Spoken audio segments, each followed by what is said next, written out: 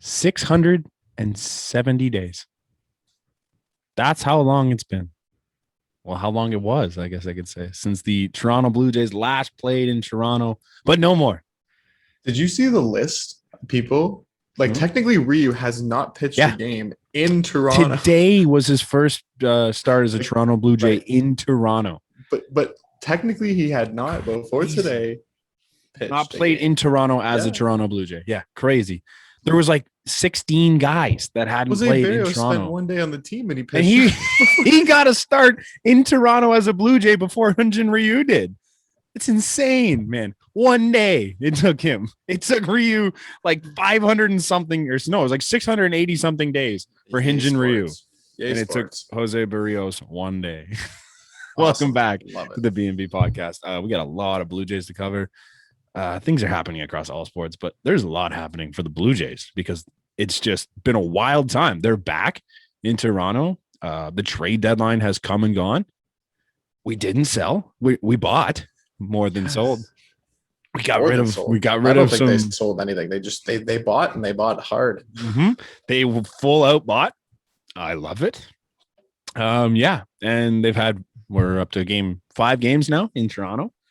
So it's been a wild ride the last little bit. We might as well start with the trade deadline because I guess that kind of it like got overshadowed a little bit by the fact that they were coming home and like it was crazy news and it was cool and they were back, but like the trade deadline was huge and it started before we even got here with the Brad Hand signing because Brad Hand is a guy they went after in the offseason.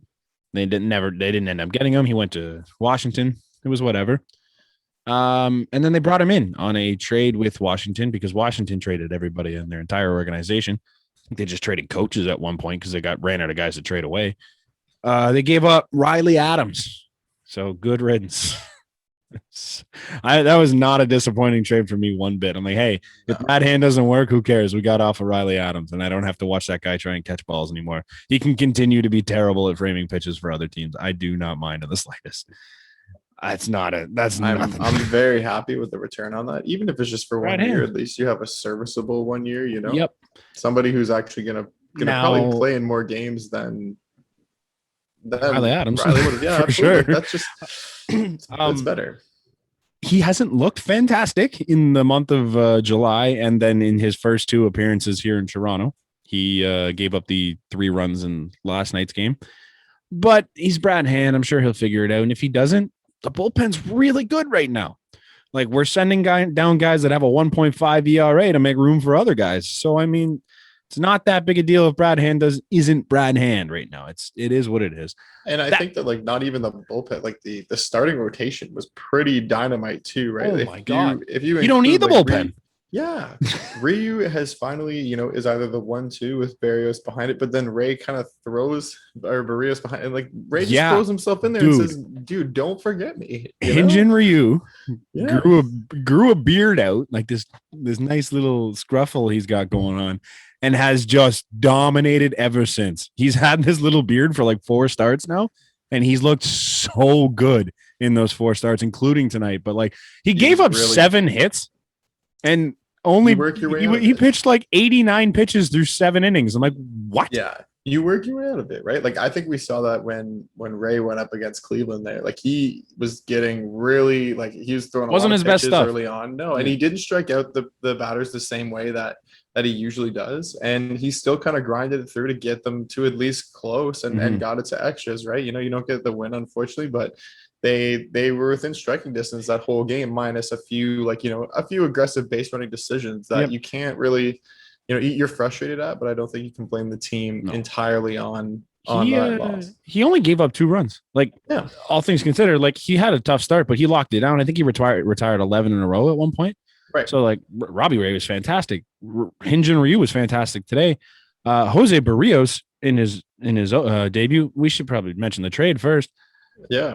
The Jays acquired Jose Barrios, which to me, I was like, I came into the trade deadline thinking, I'm like, that's a guy I would love to have on my team, but there's no way in hell the Jays are they're going to outbid everyone for that guy. And they did it. Now, I think the scariest part too is when you're hearing about the other teams that he might go to. It was either the Yankees or the Rays, and that's The in Red your Sox were in there at like, one point too. right, and that's in your division. So you almost need to be the best And offer then to get out of that alive. Right? the other big thing there was the Padres initially signed Max Scherzer, so the Dodgers were looking at Barrios, and then the Dodgers scooped Scherzer somehow. And then the Padres seem to be looking at Barrios. So I'm like, there are a lot of options on the table. Like, I think the Giants were in too. The Mariners, I believe, had interest. And like, there were a lot of teams in on Jose I think Barrios. this showed that, a lot of teams were in on Jose Barrios, and there's a lot of teams were in on a lot of players individually, right? Like it was just, we are all going for. There's a lot of buying teams this year. Like, it seems like a lot of competitive teams in the mix this year, which it's great for baseball. I loved it. Yeah, I think one of the best things was the Cubs like completely dismantling their entire roster out of nowhere. I'm pretty sure it was 16 players between the Cubs and the Nationals that got traded. Yeah, like that's crazy. And think about their World Series faces. Like those guys are gone now, right? Like that to me, I think is the biggest thing is you didn't even keep on both teams. You didn't really keep one, out of the three big guys. Yeah, they're gone. The Nationals really just held on to Juan Soto. That's it from that group. But he's young enough to be something you want to hang on to. No, absolutely not. The Cubs, they gutted the whole team.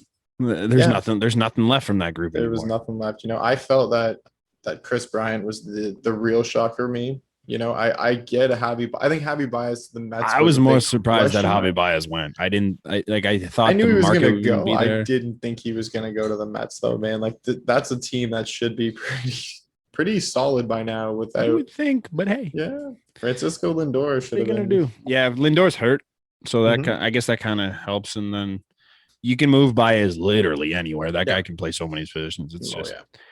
Strange. They both blew it up. The return for the Jose Barrios deal. It was steep. I'm not going to lie. It is a lot in Austin Martin and Simeon Woods Richardson. Now, I really liked Austin Martin last year, and I think Simeon Woods Richardson is very young still. There's a lot of future there. The thing with this trade for me, especially in Austin Martin's case, is that he is very blocked out right now in terms of what the organizational depth looks like, because he's trying to battle for either Bo Bichette's position or George Springer's position. George Springer's got 4 more years here. Bo Bichette's got like 4 more years of arbitration, and he's probably going to sign a long-term deal somewhere in there. So you're stuck behind 2 guys that are here for the long run, and they are premier players in this league. If he's going to come up, he's going to have to play left or third or something, and it's just a tough move to make as it is. And his defense is not good. He's not going to come up and be an improvement over what we have right now in even in Cavan Biggio. I don't think he's going to come up and be an improvement defensively because that's not his thing. He's a guy that gets on base. He's very similar to Cavan Biggio in the fact that he just gets on base and doesn't really hit for a ton of power, which would be okay if you didn't have Jordan Groshans or Elvis Martinez, Otto Lopez, and there's a couple other names that just right. That's what I was going to say. It was kind of like when you looked at the catcher position, like you had a lot of talent there, and you could have it was expendable, and you know what, it happened to cost you your top prospect. But I remember thinking at the beginning, like, you know what, it feels like a little bit of a steal going the other way. But when you look at it, like the extra year of control has something to do with it. The fact that he's 27, like he was born the 26. Same year I was. But going to be 27 though. I think it's ridiculous. Like he's going to be in his prime. So the fact that you have him for this year and next year still making a run at it. Yeah. Like that is well said to me. And he's also a major league player. Right, like that was the thing too. Is that realistically, he isn't getting a major league player. No, he is Simeon Woods Richardson's ceiling. Realistically, like you're hoping that he can get to the level of Jose Barrios, but he's there, right? But Barrios is that now. Absolutely, and I feel like if you could actually trade draft picks, there probably would have been more involved in this. Yeah, because like when I looked at it fully and kind of had some time to think about it, like it was a perfect trade for the Jays because it's not only somebody who can impact your team this year, but they can also and next year as well. Next year, and that's what you're building it, right? Yep. Like you're gonna lose Austin Martin for sure, and what he could have been. Yep. But who knows, man? Who knows what that kid's gonna be? He struggled hard halfway through this year. Like he's not putting up power numbers. His slugging percentage is like under 400. Like it's not pretty. But he gets on base a lot. And apparently a lot of that's juiced because he's been hit by a pitch 16 times this year in like 60 games. Like that's a lot, man. That's going to juice your OBP. I hope he turns out well. I think Austin Martin is a great prospect, and I hope he turns to be something great for the Twins. I think he's a good kid. He deserves this. I believe another thing too is that this trade gives you the best chance at even a future signing.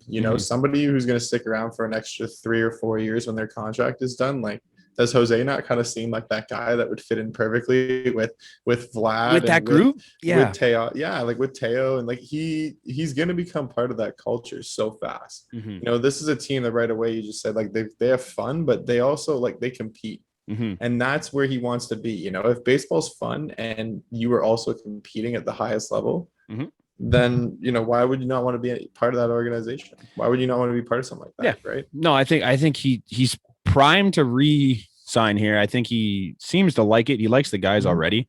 Yeah. So I don't know. I don't see him not re-signing here.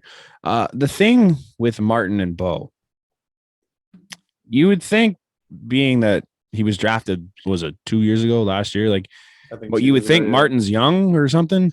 He's got a year on Bo Bichette. That's it. Like, it's not one of these prospects that you're like, oh, we'll wait and see what's here, because you're doing that with Bo Bichette in the majors, and he's contributing. And let's be fair though, like baseball is not too far away from you getting your only real shot at 25 plus. So like, he's got tons of time. I'm not saying Austin Martin's old by any means, but no. And I think this opens it up for him, right? Like this gives him a couple years to figure out what kind of player he's going to be before he gets into the majors. But it also will give him some opportunity to have major league experience on a team that probably won't be competing, right? Because it's he really could come hard up next year, I would think, with the Twins. It's really hard to come up though if the Jays are in this like compete now mode, and he's in that ground where he could be proving to get some major league plates or at bats. Like you don't want to put him to the plate in a situation that he's not ready for, right? And have him kind of crumble and not be in good spots to hit, right? Yeah. It's just when you have Jordan Groshans, who's 21, in between the two of them, realistically, there's just no need to have this many shortstops. Or Relvis Martinez is turning himself into one of the top prospects in baseball, just the way he's hitting. Like, when you get a ridiculous pitcher too, like let's not even looking at what you have in replacement. Let's look at what you got, and that dude's sliders were my God, dude. That man was throwing frizz just before we get to his debut, though. If you just look at this trade and what it does for you next year, say you re-sign Robbie Ray, because I think that would be the ideal situation. Maybe they don't, but I think ideally you're trying to re-sign Robbie Ray. Your rotation consists of Robbie Ray, Hyun-Jin Ryu, Jose Barrios, Alek Manoah, and then it's a competition between like Nate Pearson and an outside player to hit that 5 spot. Like, we went from coming into this year with Nate Pearson as the 2, and Nate Pearson's now competing to be the 5 next year. There's going to be some free agents. I think it's going to be hard pressed to sign Marcus Semien back here. Sure, but not impossible. But even still, that's money that's available now for somebody else. And this team has proven, if we're not going to sign free agency, if we're in a position to win, or even if we're in a position to compete, we're going to make some of the biggest noise out there. They're going to go for it. At the trade deadline, they're going to make some of the biggest noise out there. Right? I think that was one of the big things too that kind of just gets thrown under the rug a little bit, is that like what this move shows is that they want to do it with this team. Like, they are going out for this team and getting them what they need to win with the current group that they have. And I think that shows a lot of confidence in the guys that are currently there. I think to me that says a lot in the progression of Vlad Jr. I think that says a lot in the progression of Bo Bichette. Like, both of them, Vlad's over 300, Bo's close. And that's even still carrying the backs of, Biggio's incredible fall off. That guy was an absolute terror at bat last year. And it just seems like now there's definitely so much going on there that I think we're not aware of. So much pressure because the rest of your guys are doing well, right? The rest of your guys are going, and you're trying to do something. And he was the guy coming up because he won the AA. It was the Eastern League Player of the Year. Back when the 3 of them were on that team, on the championship team together, he was the guy that won the MVP. So like he was up here, and the other 2 were there, but they weren't quite what Cavan Biggio was. Now they're in the majors, and realistically, Cavan was he was better than Vlad statistically through the first 2 seasons of their career, because Vlad just hadn't found it yet. Now this year, Vlad's an MVP candidate. Bo's still Bo. He's doing his thing. And Cavan's he's obviously dealing with the neck injury and the back injury and a lot of things. And it's probably not helping him out a lot, but it is one of those things where the pressure of these two guys swinging the way they're swinging, it's going to be tough. Now, and the team too, right? Like there's a lot of guys swinging well. Oh yeah, he can for sure, right? But it's also tough because at some point, like Corey Dickerson will be healthy and he'll have some bench time, but he's also then right.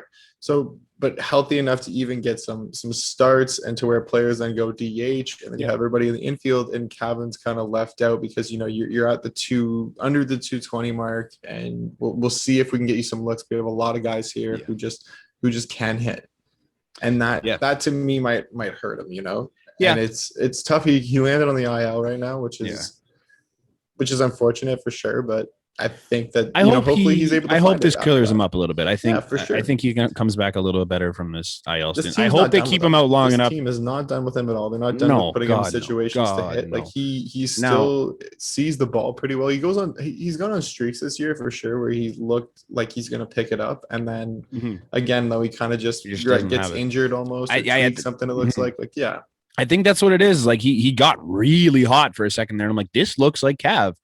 And then he just been ugly ever since. And I think a lot of that, if your back hurts, you're not swinging the bat well. Doesn't matter who you are. Doesn't matter how good you are. If your back is not there, you're not doing anything very well. No. So he's also, man, what was he at second base the last game he played, and it looked he had a great play tough up the middle there, but it looked like tough ups. Yeah, absolutely. And it's tough being at a position like that when you're not usually there, right? Like Simeon moved over that game, Bo was DHing. Like he just didn't look like himself.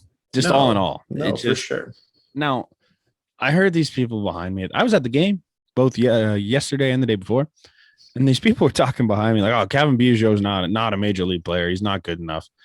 I'm like, man, thank you for admitting you don't actually know what you're talking about. Like Cavan Biggio led the team in WAR last year.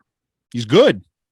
He's having a terrible season. He's young and he's struggling. And it happens to be that Santiago Espinal is playing out of his mind right now and making plays you've never seen before defensively. Love it that is the return for Steve Pierce. Oh my God. Great deal. Perfect. But those two things coupled together to just kind of hurt Cav a little bit because everyone's just like, oh, we'll just play Santiago, trade Cavan Biggio. But Cavan Biggio is going to have a lot more value in this league than Santiago Espinal. Is anybody else saying like Danny Jansen is not a major league player? Is anybody saying that Reese McGuire is not like Alejandro Kirk? Like all those, but all those guys kind of hit the same way, if not worse than Cavan does. And because of their position, though, we have to turn a blind eye. So like, don't go and say Cavan is not a major league player. It's crazy what being a bigger dude will do for you in terms of being a fan favorite. Because like Cav is the most basic white-looking white dude you ever seen. So people have jumped on. Alejandro Kirk has not been very good to start this year, but Alejandro Kirk is adorable. Like I like Alejandro Kirk. I think he's going to do well, but I also like Cavan Biggio. I think they're both going to turn it around at some point and be legitimate options in this team. I think you take it easy on one of them. Give it a break. Yeah. Like you almost it's a tough stretch. You're not worrying about it right now either because you're still winning the games you're supposed to win. You're still finding yourself, competing against the Yankees, competing against the Rays, competing against the Red Sox, which is exactly what you need to do, right? You need to start taking games from them for sure. But yeah, we're talking about the 7-8 hitter in this lineup. Like I hope people understand even that. 9 sometimes, right? Like that's the thing is that they drop, but they're never coming up 6 and above. Like who cares if your bottom of the order guy is scuffling a little bit? Like it's not that big a deal. Just let him figure it out. He's gonna be a piece on this team for a long time. Like let's just relax. Let it handle itself. Man, like I do think though at some point Cavan Biggio's name is gonna be the one that's drawn to get another piece in, but you're not going to shown what he can do, and I think if you can find that out of him, sell him low because he's struggling. You're going to wait till he finds it, and then he's going to be the one. Like you know what I mean? Like if people that were trying to throw him in trade talks, dumb, just straight dumb. Like this is the lowest Cavan Biggio has ever been. This is not when you trade Cavan Biggio. It's crazy. Anyways, Jose Barrios, holy shit. Those slurves, Salvador Perez was like swinging off of 1 foot with one hand, doing fucking spirals, trying to hit that thing. You know what, too? Trying to swan a fly. I'd like to think the catchers have a bit of an advantage because You would they think. always look at the pitcher's throw from that angle, and it's always coming in at them. Like when I saw, I'm trying to think of what team was it? Not on Cleveland, Austin Hedges, who's hitting like 176. Like you're the catcher. You see this I don't get it all the time. You're supposed to be the one that reads the game best, and yet you're hitting under 200. Like that to me is just, it's phenomenal. In the Rogers Center now, they don't show the average on the board. They show their OPS, and his was sitting at a 330, which is hilarious because Cavan Biggio was the worst OPS on the team, and he's hitting like 667 or something like that. I'm like, this guy is 300 points higher than their worst player, and we're worried. I'm like, this is just hilarious. Yeah. But yeah, Sal too has faced Barrios many times because they're in the same division. Right. And that to me is just like, you should have that experience of seeing him, and you look completely lost. Baffled him. He had one changeup to don't even remember his name. Not relevant because their team's not good. He threw one changeup and the thing just darted off the out of the bottom of the strike zone. The most disgusting changeup I've seen out of a Jays pitcher. The thing was just like looked great and then just went whoop, no more. I think these are some perfect tune-up series before these boys have to go and play some real, for sure. Baseball. We got Boston coming on the weekend, so that's I'm riding high on the 4 and 5 right now. Can I just say that Boston put a lot of trust in the fact that their team is gonna be the thing that goes, because all they did was get Kyle Schwarber, who is injured right now, by the way. That was their only big pickup, and they're not good right now. No, the Boston Red Sox have been bad lately. Pretty sure they've lost 4 or 5 in a row. The Rays went out, did the Nelson Cruz thing. Yeah, the Rays got better, I would say. Not a ton. I don't think they got a lot better. I think they made some weird moves, like trading out Diego Castillo was strange. Getting rid of Rich Hill was it's just weird moves. Yeah, but like it also really just kind of opened a spot, and I think Glasnow is on the IL. He's getting Tommy John now officially, so he's done for next year too. Wow. Yeah. That's huge. So what? It was weird. The door is kind of open. Last time I checked, the Rays were losing tonight. The Red Sox were losing tonight. Garrett Cole's got COVID. Garrett Cole has COVID. Jordan Montgomery now has COVID as well. So like the door, winnable. Like I still don't think the division is within reach for the Jays at 7.5 games back right now. But if these teams continue to scuffle the way they are, and like we have games against Boston and Tampa coming up, and New York by the end of the year, right? And then I'm not out of it. You hit a stretch here where it's the Angels, where it's the Mariners. You have the Tigers coming up. The White Sox will be a really good series, but then you go, back to the Tigers in Baltimore, and you win those games, right? Those are all winnable games for sure. If you win the games against the teams you're supposed to win, you're gonna be in the mix. You're really counting on the A's to try and slip a little bit. The Angels didn't help. That team fucking sucks. Lost 3 of 4 to the A's. I'm like, man, you guys couldn't take one? No. Like, god damn. They refuse. They refuse to help us. They cannot help us. They can't help Vladdy win the MVP. They can't help us win games. It's painful. The Padres are doing their favor, though. It's 4-0 Padres over the A's. So that's pretty. Barrios looked fantastic. So fun to watch from the stands.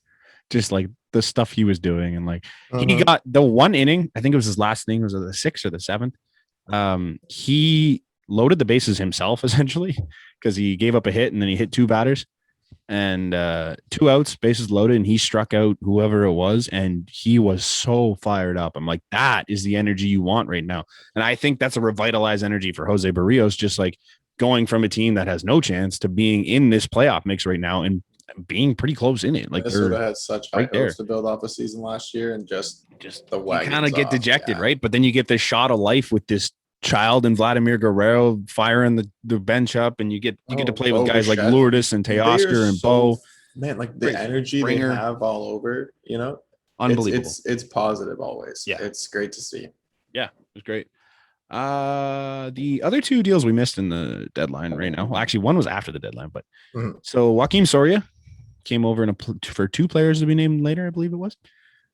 He looked fantastic. yesterday. Better than Brad He Hand. looked so good yesterday. And He's the real win. Honestly, I didn't understand the Soria trade. I'm like, he hasn't been good. I'm I think it's why do we need him? But he was so good. Yeah, but I'm like, hey, experience I'll eat every one of those words. He was so great in that inning. I'm like, maybe he's not going to keep that up, but he looked fantastic. I'm like, that's awesome if that's going to be a move that helps you a little bit. The other move that kind of sucked, John Axford went to the Brewers for $1. For literally $1. Maybe that'll help you get most of a dollar drink right now, McDonald's. But somebody said that on Twitter. Yourself. They're like, yeah, you can get a large soda from McDonald's right now. You can't even now. They changed it to regular only. Oh, is it? McDonald's. Oh, McDonald's cheaping out. Oh, good. Hey, COVID must have hit them hard. Dollar sure regular drinks. Brutal. All summer. Brutal. So you can get a medium-sized drink. Medium-sized. Or you can have John Axford. No refills. I would really love to see John Axford get a shot, but apparently in his first appearance, he blew out his elbow. I watched it. He threw 4 outside pitches, and then he was out, and that was it. The doctor came, and it was actually tough to see because he was the oldest active MLB pitcher. But he wasn't even pitching like the week before. He wasn't doing anything, and now he comes into a game, blows his arm out, and he was doing so well in AAA.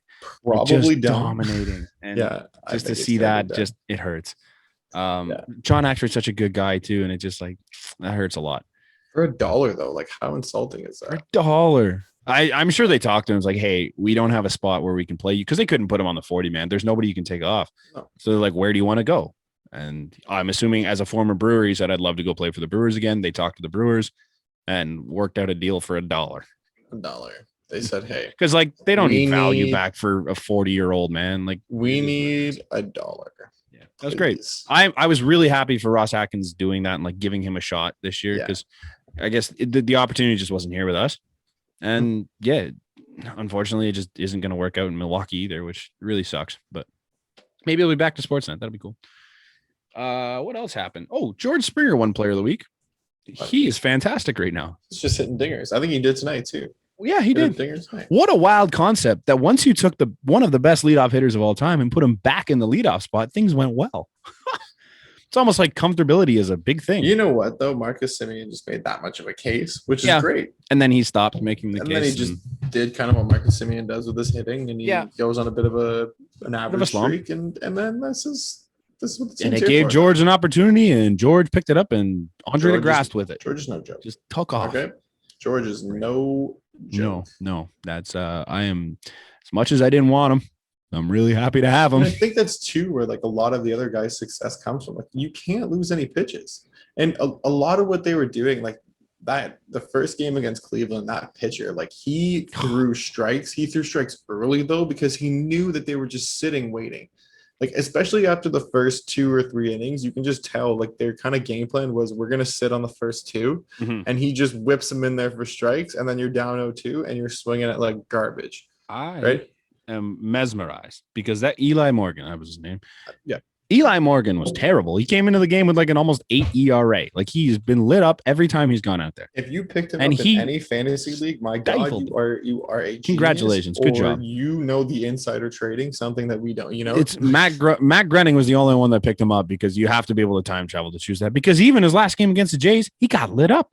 Right. He gave up a hit in the first and then got stomped around in the second time through the order. And now he goes out there last night. Fantastic. Does a great job. I think he went 6 or 7. I don't really know. I didn't even notice him coming out of the game, to be honest. All of a sudden, they just had different guys throwing. I think he only gave up the homer to Vlad, right? Something like nothing too serious. Like he was great. Random hits here and there. He was great, which is mind-blowing. And then Zach Plesac, who should be the best pitcher in that rotation right now, comes out tonight and gives up 3 in the first inning. I'm like, what is going on? This is if you told me Zach Plesac did what Eli Morgan did, I'm like, okay. But if it would make sense if you flip the performances, but the fact that they lit up Zach Plesac and then got stymied by Eli freaking Morgan, 7.78 ERA, Eli Morgan. Whatever they were sitting on was not coming. You know, it didn't come at all. They could put nothing together. Their game plan on their head. It looked just chunky. It just looked really weird. Yeah. But no, they got the win today. That's yep. That's They the had the most sweep important against KC to start the thing. That was part. great. Beautiful. A lot of energy in Toronto. So much fun to be a part of. Then even yesterday's game, man, they lost. I had the time of my life. It was so fun there. When Like don't just you? being around people again is so When cool. don't you? Yeah, the atmosphere. They still got like the $5 beer section, or is that gone? I didn't know that was a thing until You didn't know? yesterday. You went? No, yeah. Yeah, of So course. we're waiting in line. Also, trade insider trading. If you don't know this, we're waiting in line to this one beer cart that has all the beers, and we're like, yeah, okay, we'll hop right here. It's right by our section. We're like 11th in line. There's 3 of us. This random staff woman walks up to us. She goes, hey, are you guys waiting for something specific? I'm like, no, I just want to drink. She goes, oh, there's $5 beers over there, and there's no line. And I'm like, girl, you had me at $5 beers. I'm in.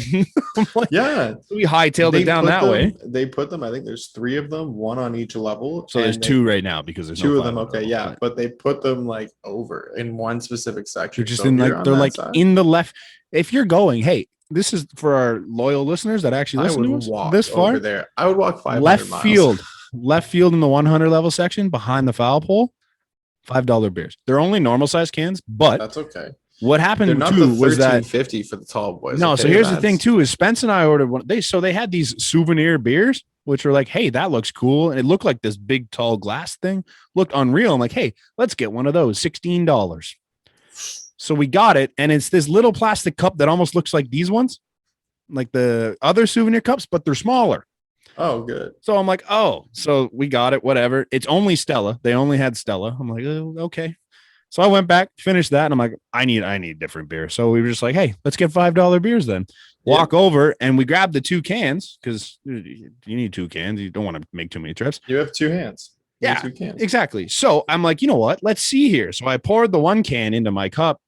The thing was almost full. It took like maybe a quarter of the next can. It filled that $16 souvenir cup for like $8 total liquid in the other one. I'm like, great. What a deal we made there.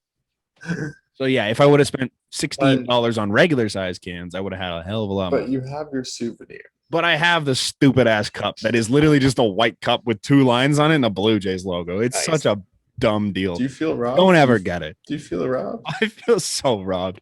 Because the picture was so cool. It looked like this really tall, like, I don't know what it's called, but it's like when the glass starts skinny and goes bigger. Yeah. Okay. Looked really cool. And it had this little flat bottom. Like, that looks Yeah, awesome. that Let's was get it. that.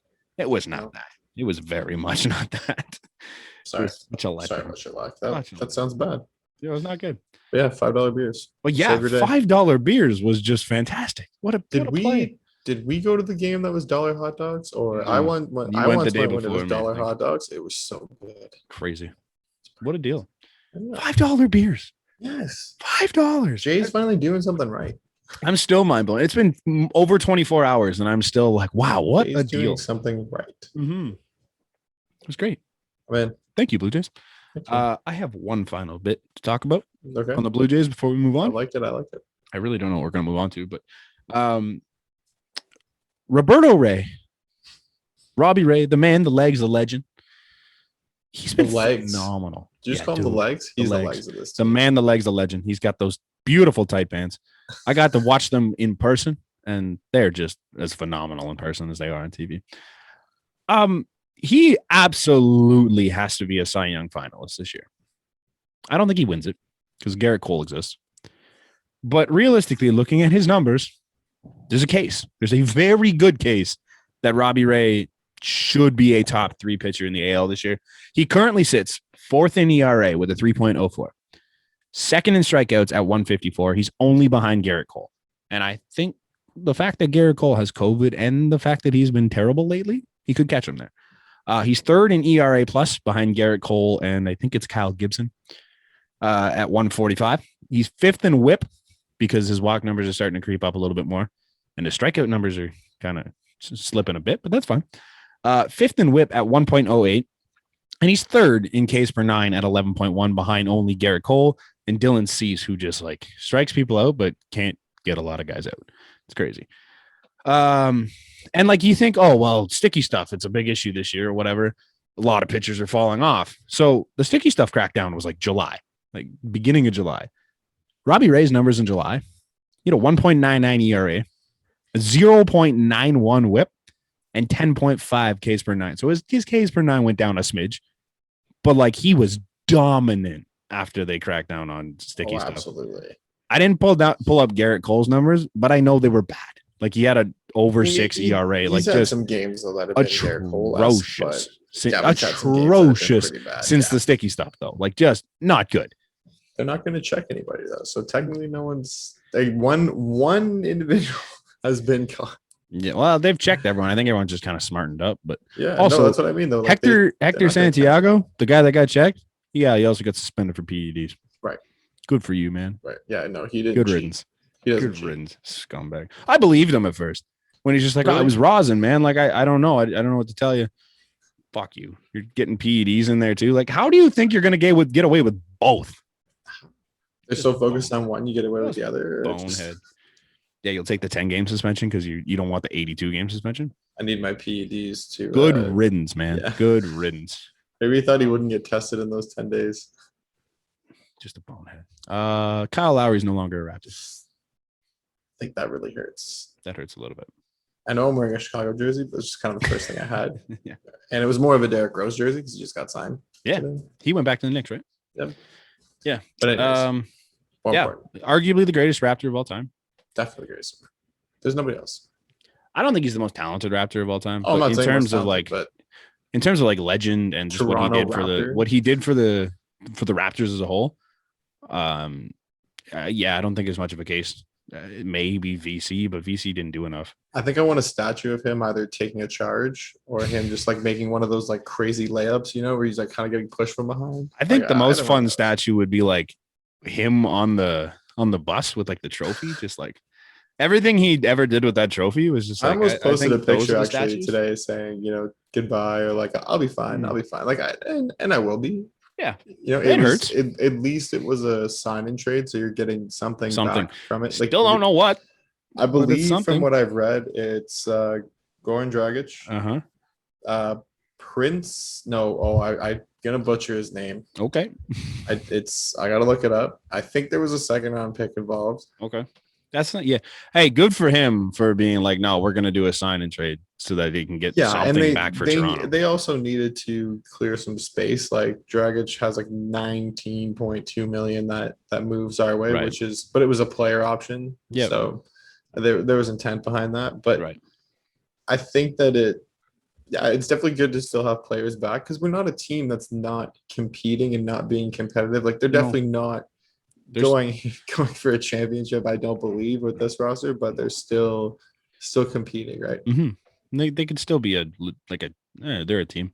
They're going to be in the middle of the pack and like they'll compete for that last little spot there, but yeah, they're not going to. They're not a team that should be tanking for the first overall pick, I don't think. But they got lucky, I think, with the fourth overall pick. They kind of wasted it, in my opinion, but I understand. Apparently, Jalen Suggs' workout was atrocious. Like he didn't make a shot.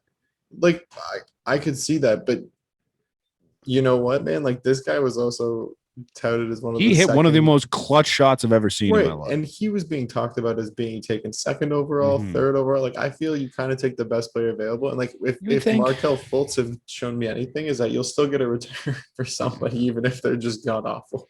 Yeah, it's a weird move. It's a position that you're going to lose at, right? So it's Precious Achiuwa. Oh, Precious Achiuwa, something like that. Precious, yeah. Precious. Who's like pretty? I've heard he's an okay prospect. Again, we're going down the basketball depth. We're going down the prospect route. Yep. Hey, also, I feel like the not choosing Suggs is very Masai Ujiri-esque. Like, there's been a couple times where you're like, "That's who you're going with." It worked out. Like.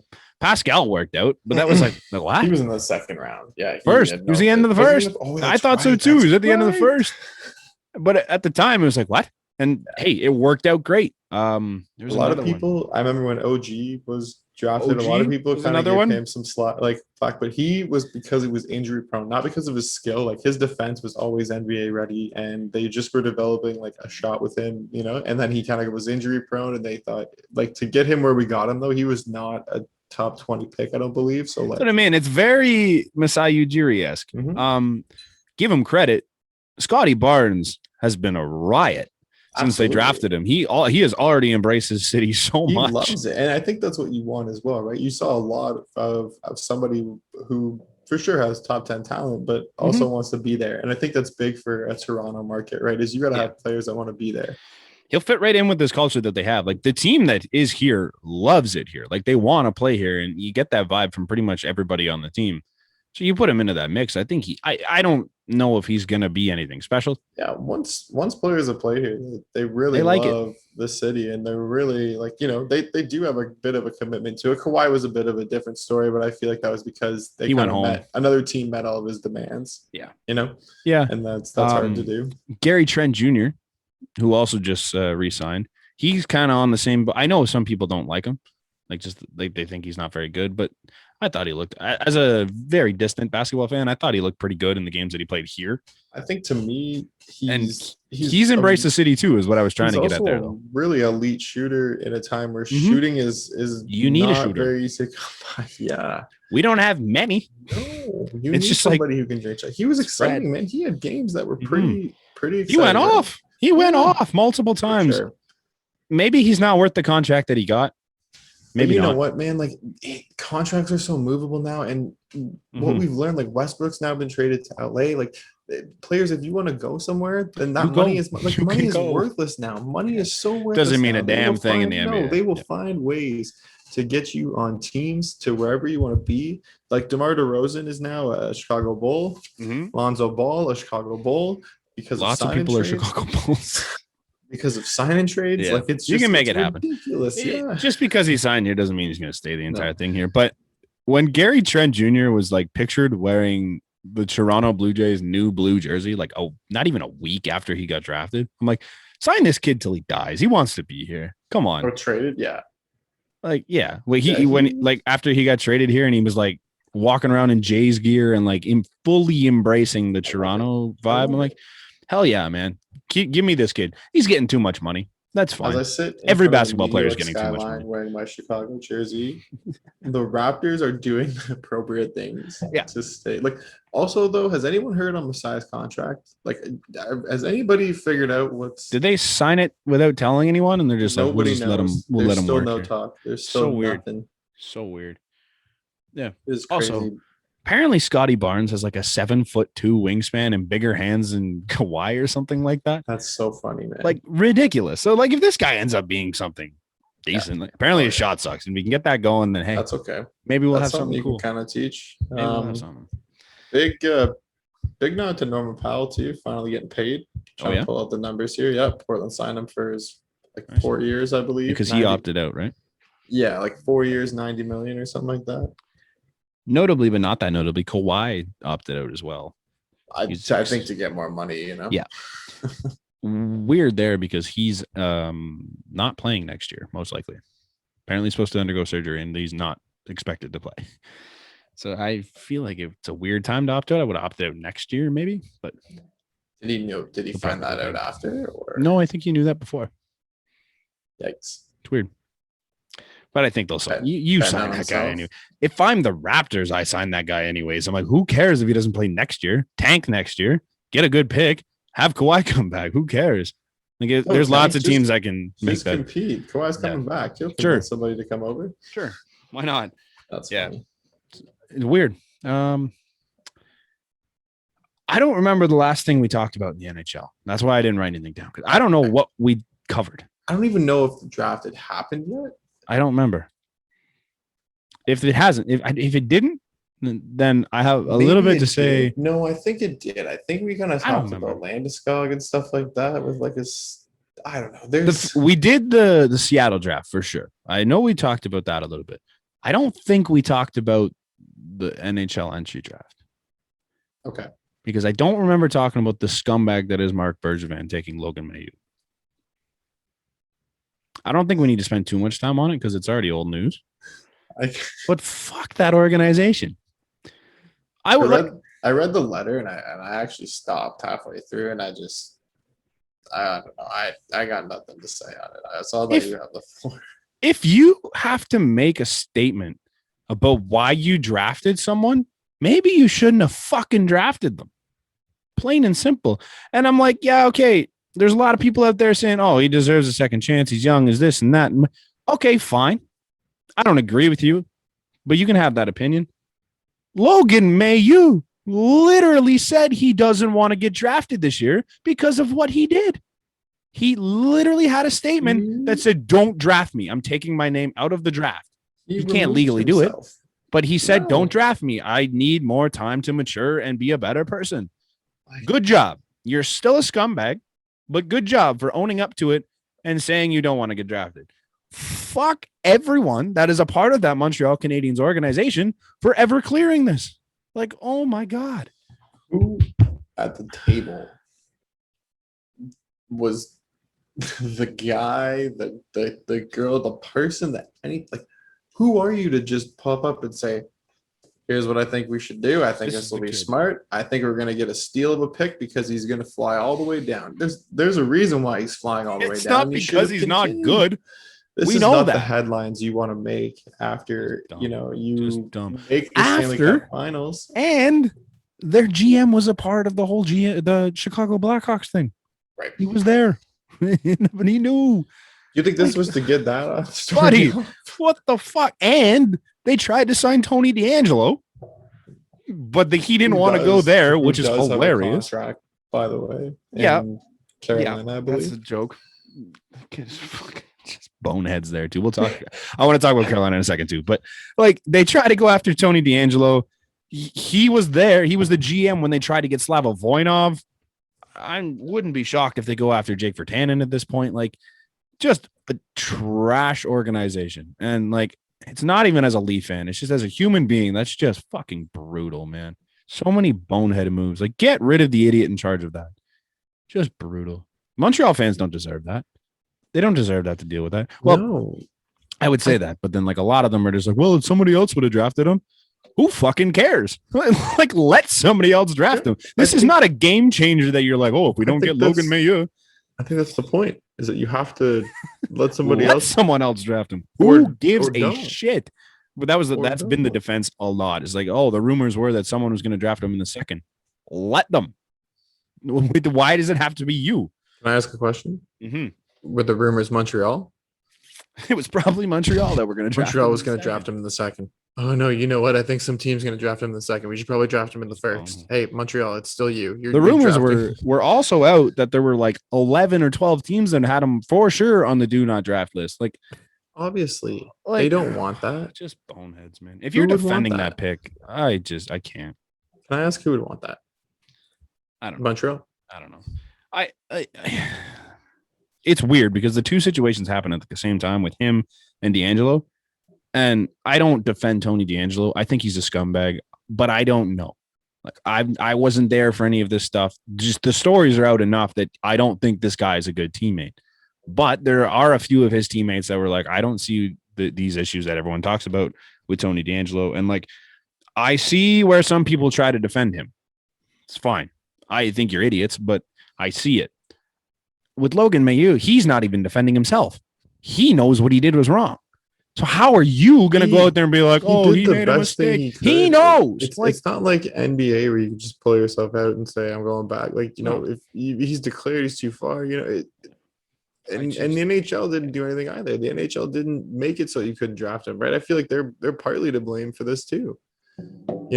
Just how do you? The rule is in place, and I get it, but then take him out. Stupid. How do you sit there and just even make the opportunity to do it? I think that if you felt that it was, you shouldn't have been given any team a chance to make this dumb mistake. Gary Bettman knew it was wrong because he even was interviewed when it after it happened. He's just like, I didn't really want them to do it, and I was surprised when they did, and I was a little disappointed. Like, holy shit, that's your commissioner saying that, man. Like, give your fucking head a shake. That's bad. You're telling me the next kid wouldn't have been just as good as Logan Mailloux? Like, right. This kid is worth that. He's worth the issues. There's tons of kids that are going to be like that too. It's not that important of a pick. You're the 31st pick. Like, it's not worth what we're now having to talk about. I don't get it. Yeah. Why did you want to be this part of the discussion with everything that's going on? With everything that's going on with Mark Bergevin, a part of that same situation. Why are you the dumbass that picks him? Just boneheads. The Leafs picked up lots of names. not a lot worth talking about, but lots of names. I don't hate what they've done. I think Dubas has not much of a choice, and they have a core.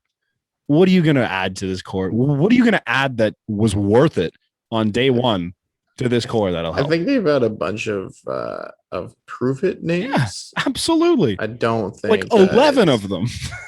Which, hey, I'm all here for it. Because what are you going to do? You're going to go get Taylor Hall for $6 million? No.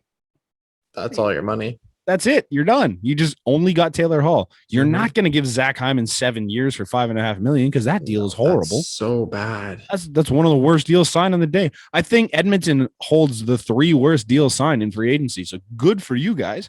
Tyson Barrie again. Yep. Barrie again. Cody Ceci too. For $3.5 million. And like for a long time too. For more than he 3 years. Got. 3 years, I'm pretty sure. Just awful. And then Zach Hyman for 7 years. Hi, after back-to-back knee injuries. Cool. Hi, how are you? Good luck. Yeah, the Leafs can afford that. There's no point in spending that. Like, there's so many guys that can play Zach Hyman's role. I'm not giving them 5.5. So they ended up getting Nick Ritchie for 2.5. It's fine. Nick Ritchie could bounce back. He could be what you need. It's cool.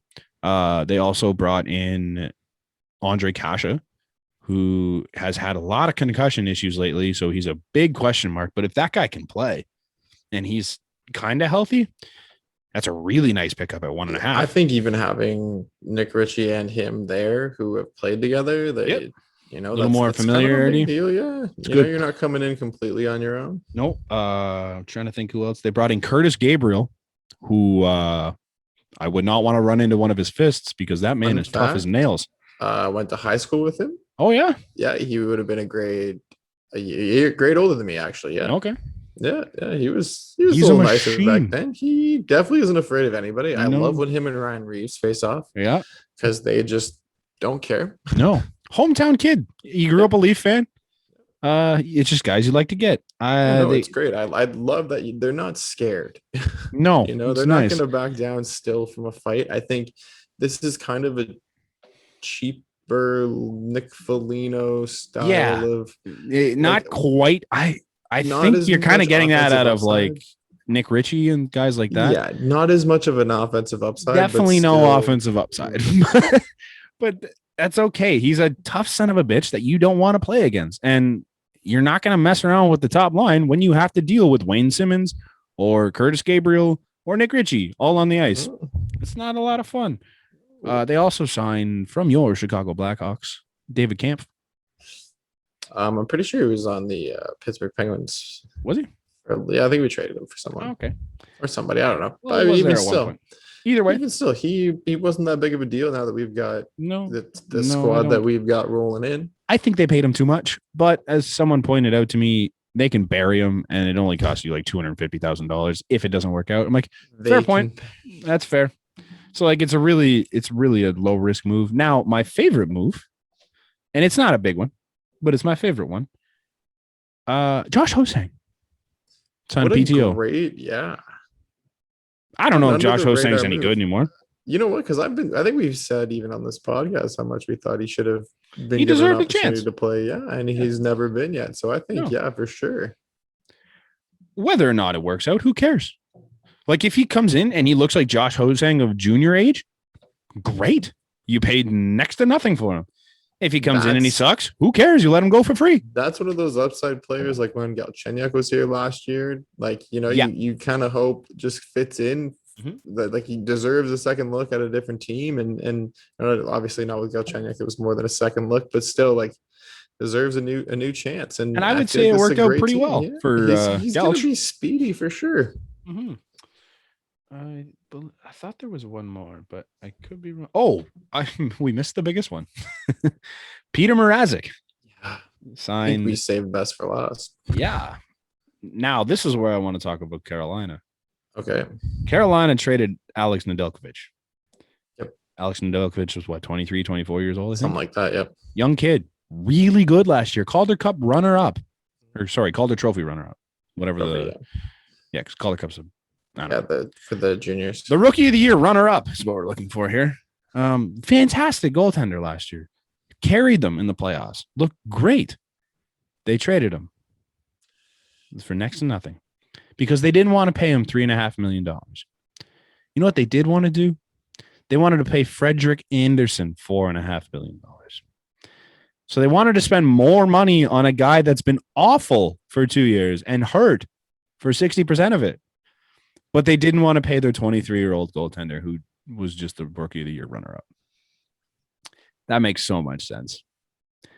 Not only did they do that, they also signed Antti Raanta, I believe, right? Yeah. For just as much money.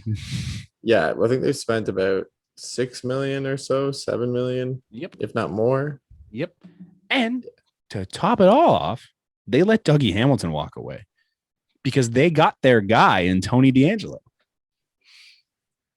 I hope they finish dead last. That team's fucking terrible. Yeah, I'm trying to think of who else they've just acquired, because it seems like they made some subtle moves. Nothing that was huge. I think it was another defensive player. They didn't get Dougie Hamilton back. Which I'm very surprised at. Yeah. I'm not sure why you wouldn't make a better run at your same star.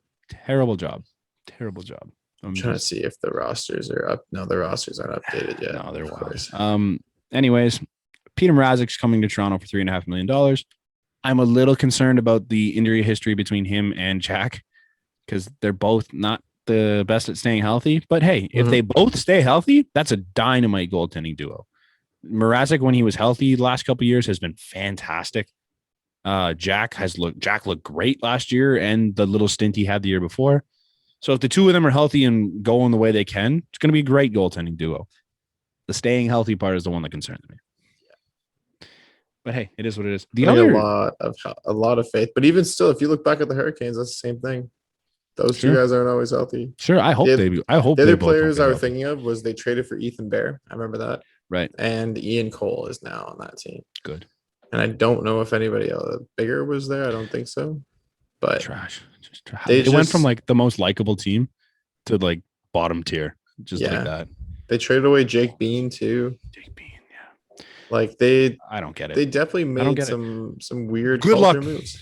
Good luck to Freddie. I really like that guy. I think he deserves a chance.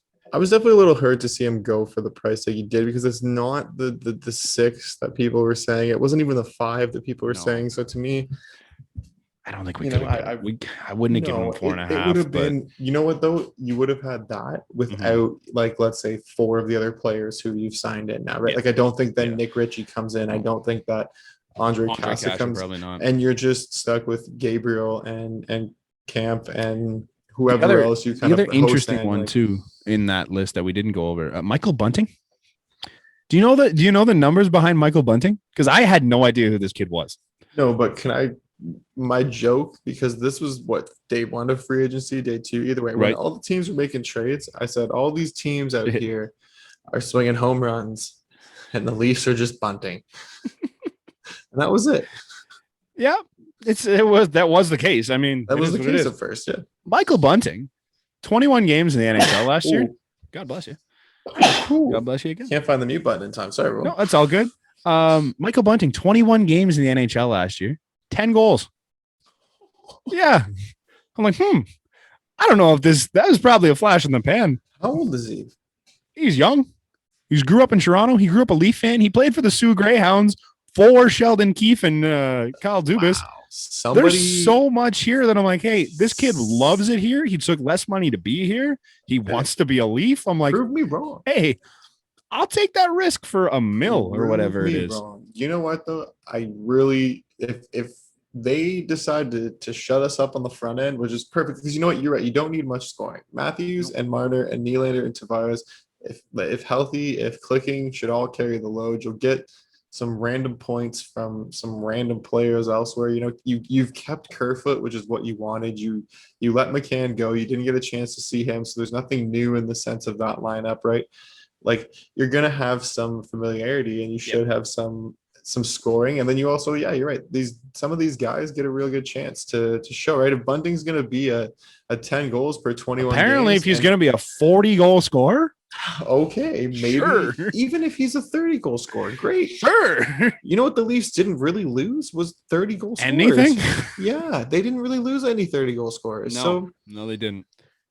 If he is even If you like get half, 25, like, if he's half of what he was, I am so happy with that. if you are what Nick he gets. Foligno, perfect. Thank Yeah. you. That's fantastic. And like Nick Robertson still exists. So like, yeah, I think your offense will be fine. They'll be good enough. I think they're going to get the job This done. gives I think you an opportunity to have some guys from the AHL, those guys that are on tryouts. all these young guys that are need to on show up. Random Josh Hosang. value contracts, right? I'm not disappointed in Cal Dubas. He didn't go out and swing for the fences, but I think he also didn't give out any shit contracts. I don't think which he's is done either. something about 24 other teams can't say right now. I don't think he's done. No, I think he may make a move, but at least they didn't sign Tony DeAngelo. We can walk away happily knowing we didn't sign Tony DeAngelo. Can I just say I'm incredibly ecstatic that Marc-Andre Fleury is going to be putting on Chicago Blackhawks. Yeah, they're gonna be a good team. And I'm gonna get a jersey. They're gonna get ripped on all year long and win the cup. They're gonna win the cup with everyone yelling at them. Don't tell me that Seth Jones signed for more than Dougie Hamilton because I don't care. Because we have Seth Jones. I don't care. I don't care. Speaking of signing, I don't care. Zach Werenski signed a very large contract. That was more than Seth Jones. To go back. Oh, that one hurts. That one hurts knowing that Morgan Riley's a UFA at the end of the year. Yeah. I'm like, oh, that's no. Gonna be tough. That's a real defenseman are getting some Enjoy your last year of Morgan Riley because he's not coming back. Yeah. That's so much money. Unless he decides he's a real team player and says, yeah, 6. I hope you guys enjoy the Duncan Keith trade that you're about to make, the Adam Larson trade that you'll eventually have to be forced into because Yuck. He's Yuck, gone. Man.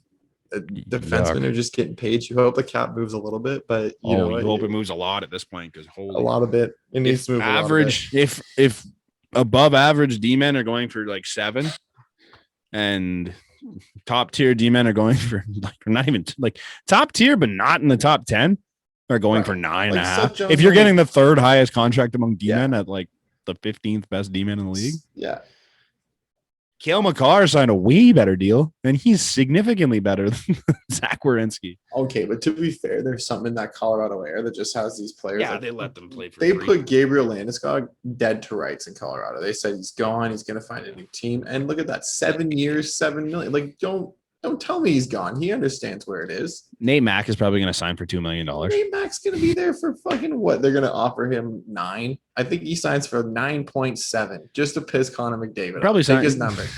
Take his number. Go honestly, 9.7. He's going to sign for 8. A little bit more than Landy. It's $8 million. Man, give him 8.5. And I love him. I love him, but I'm going to be so pissed off. What is Cooch making right now? 9.5. Give him Cooch number. There you go. That guy should get 14. Let's be serious. Like, that guy should get 100 million a year. He should just get the whole cap. Have you seen what he spends on himself? For like not himself as in like all the clothes and the cars and the houses, like what he spends to keep himself healthy and at full peak performance. Oh, it's a fucking joke. He pays, I don't have the numbers in front of me and I'm never going to find it. He pays a physician/doctor to stay at his house for $1,000 a week. Something like that. Is it 1,000? Yeah. $1,000 a day? A day. Okay. I think it's a day. $1,000 a day. Yeah. Spends $100,000 for him, someone else, some other part of his training staff to live for his house and all this, gives him $100,000 a year. He spends like an exorbitant amount of money on like a whole bunch of other things and like just an absolute lunatic with his health and stuff. He literally went into the Colorado Avalanche like facilities there and took out any junk food, anything that doesn't go among his diet. He got rid of it for the whole team. He's like, you're not eating that shit during the season. He replaced the pasta. Winning. He replaced the pasta with chickpea pasta. Fuck yeah. Because it's better, higher in protein. It's better for you. We're winning. Right. Got rid of all the white marinara sauce. Look, the white stuff. Yeah. No, got rid of all of it because it's bad for you. Alfredo. That's what it was. Alfredo sauce. Got rid of all of it. All of it. It's bad for you. Disagree, Nate Mack. We would not be on a team. Alfredo is where it's at. Got rid of all of it because apparently it's just something scientifically. It's not. He literally is all over people, and I'm like, hey, that is a winner. I could see even that Gabriel Landeskog takes the A, and Nate McKinnon takes the C soon. Nate Mack is the C on that team. It doesn't matter what that letter Fucking says. what was it? What reporter was it that said that remember he was doing a segment and he's going on about great captains in the league, and he named two. Craig Button. Yeah, Craig Button. And then he goes, Nate McKinnon, and you and I I don't even know. We probably weren't around each other, but I think I looked at each other the next time. Yeah, brutal. we looked at each other the next time that we saw each other. It was like, yep, Craig Button is up there telling me that Nate Mack is one of the best captains Nate Mack. in the league. Captain Nate Mack. I love it. Maybe on my fantasy team, he's Captain Nate Mack, but I can tell you what, on that Colorado Avalanche, he's captain of my heart. He captains the vessel that is my heart, but that's it. Yeah, no. I think that's it. I think we caught up. Let's go Blue Jays. There's nothing really going on in the NFL, but I would just like to say fuck Cole Beasley for being like the most ridiculous anti-vax person I've ever seen. No, you know what's going on in the NFL? Carson Wentz is injured again. Oh, that's right. Yeah, that's it. That's all I care about. He's supposed to be back like early in the season, so whatever. Fuck no, Cole Beasley. He's 5 to 12 weeks, man. Yeah, and we're like 5. We're like 6 weeks out. I think it's more 12. He might be longer, but him and Quentin Nelson, his star guard, range, will be having the same foot surgery. Oh, good. That's and cute. The same amount of time out. That's a good way to bond with your teammate. Yeah, no, fuck Cole Beasley. I'll happily say that. I'd say it to his face at this point. Like, why do you want to be the guy that is the anti-vax guy of the league? I know there's lots of people that are like him in the DeAndre NFL. Hopkins has said something. Though. DeAndre Hopkins, another one, but like he said something a little more along the lines of like, I don't think I should be forced to this decision, like my career or my health. Like, you know, in his mind, pound salt, dude. Pound salt. It's their company. You want to work for it? Do what they say. If not, go play. You don't have to play in the NFL.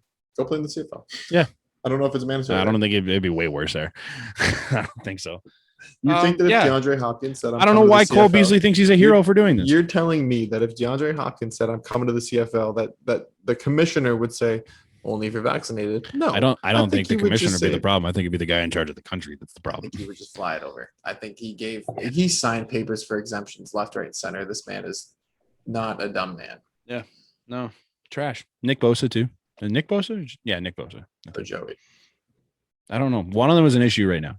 Someone plays in San Fran. One of them plays in San Fran's LA. Nick, right? Yeah. Yeah. So it was Nick. Nick's a problem. Cole Beasley, though, guy's trying to be the hero of anti-vaxxers. I just don't understand it. Why do you want to be that guy? Just dumb. Some football players, hands down, dumbest athletes on the planet. I think you have to be. If you get hit that many times, like it's not even a knock on like people that play football. I love football. I think it's great. It's one of the. But if you get hit in the head that many times, you're dumb. You can't be smart after that. I guarantee I've been hit enough that I'm dumb. And I have never played I've played football very briefly. Cole Beasley has taken some hits. Yeah. Like as a man with 7 concussions, I'm like, I feel like I am way more dumb than I should be in my life. As a football player who's had at least 20 to 25 minimum, you're going to be pretty dumb. We're still excited you can chew your own food. Yeah. It's good. I can't remember what I ate, but it's good. Yeah, it's just football, man. Crazy. Thank you for listening. If you've made it this far, as always, don't forget to follow us at the BnB pod _ on Instagram and Twitter, and at the BnB podcast on TikTok. I have revamped the entire site. It looks way better. Looks good. You can find that at theasports.com. We got some new merch up there. I may do a promo code. Maybe for the Blue Jays because we're home. Got lots of nice new Blue Jays merch, including. Don't forget to visit the $5 section. The $5 beer section, left field foul pole. If you're still here, tell them A Sports. Tell them A Sports on you, and they'll look at you with a really professional face. They'll charge you $6. You get no discount. They'll cut you off because they think you're hammered. Who is the A Sports? Yeah. No, that's absolutely right. Yeah. Theasports.com. You can find that. You can find all sorts of other content. I got a little bit more to do on the site, but it's live. Looks good. New merch, new Jays merch. Go Blue Jays. Hop on board. If you haven't been to a game yet, try and get to a game next homestand. They look like fun. They are fun. Look like fun. I don't know why you've been there. Fun. I don't know why you're saying they're great. It's a good time. So cool being out with the people again. It's fantastic. Thank you for listening. We'll catch you next week. Cheers.